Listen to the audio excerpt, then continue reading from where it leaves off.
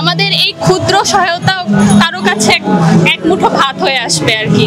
এটাই হচ্ছে আমাদের প্রত্যাশা বা আমাদের ভালো লাগার জায়গাটা এখানেই, যে আমাদের হয়তো অনেক বেশি আমরা কিছু করতে পারতেছি না, কিন্তু এক বেলার খাবার তো আমরা জোগাড় করতে পারতেছি, এটার থেকে বড় অ্যাকচুয়ালি কিছু হয় না।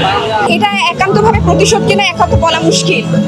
এটা বললাম না, খতিয়ে দেখতে হবে জিনিসটা। আমাদের আপাত দৃষ্টিতে মনে হচ্ছে, তবে আমাদের জায়গা থেকে সচেতন নাগরিক হিসেবে আমাদের যতটুকু করণীয় আমরা প্রত্যেকে যদি করি, তাহলে কোনো দুর্যোগই মোকাবেলা করা অসম্ভব না। ভারত কেন কি বুঝে বন্যা দিল সেটা ভারতের চিন্তা। এখন আমাদের চিন্তা আমাদের মানুষদের বাঁচাতে হবে। এরপরে মানুষদের বাঁচানোর পরে আমাদের দিয়ে থাকবে যে এখান থেকে আমরা কিভাবে শিক্ষা নিতে পারি। আমরা ইন্ডিয়ান পণ্য হয়তো পুরোপুরি বয়কট না করলেও আমরা হয়তো আংশিকভাবে কিছুটা নিজেদের পায়ে দাঁড়ানোর চেষ্টা করতে পারি।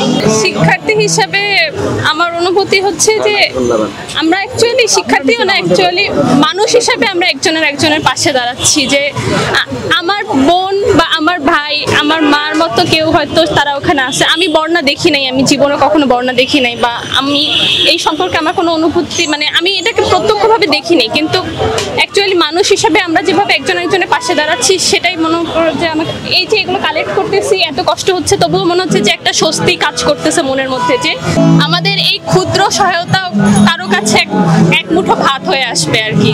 এটাই হচ্ছে আমাদের প্রত্যাশা বা আমাদের ভালো লাগার জায়গাটা এখানেই, যে আমাদের হয়তো অনেক বেশি আমরা কিছু করতে পারতেছি না, কিন্তু এক বেলার খাবার তো আমরা জোগাড় করতে পারতেছি, এটার থেকে বড় অ্যাকচুয়ালি কিছু হয় না।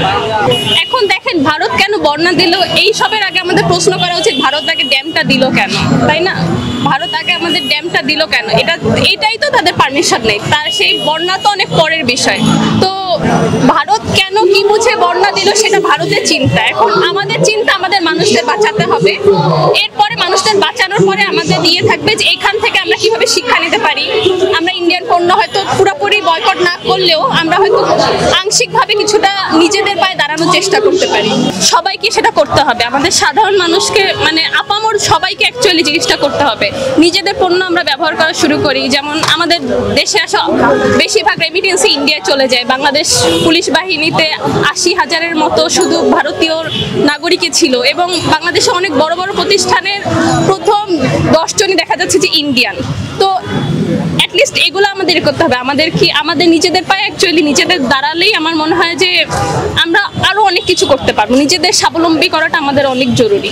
এই জিনিসগুলো আসলে এভাবে আপেক্ষিকভাবে উত্তর দেওয়া যার জায়গা থেকে ঠিক না।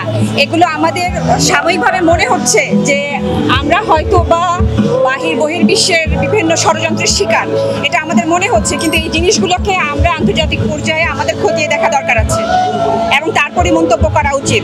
অ্যাকচুয়ালি এটা বিদ্বেষপূর্ণ কিনা জানি না, এখন কেউ আমাদের এখানে মিত্ররূপী শত্রু কিনা এই জিনিসটা দেখবে। এটা একান্তভাবে প্রতিশোধ কিনা একান্ত বলা মুশকিল। এটা বললাম না, খতিয়ে দেখতে হবে জিনিসটা। আমাদের আপাত দৃষ্টিতে মনে হচ্ছে, তবে আমাদের জায়গা থেকে সচেতন নাগরিক হিসেবে আমাদের যতটুকু করণীয় আমরা প্রত্যেকে যদি করি, তাহলে কোনো দুর্যোগই মোকাবেলা করা অসম্ভব না আমি মনে করি।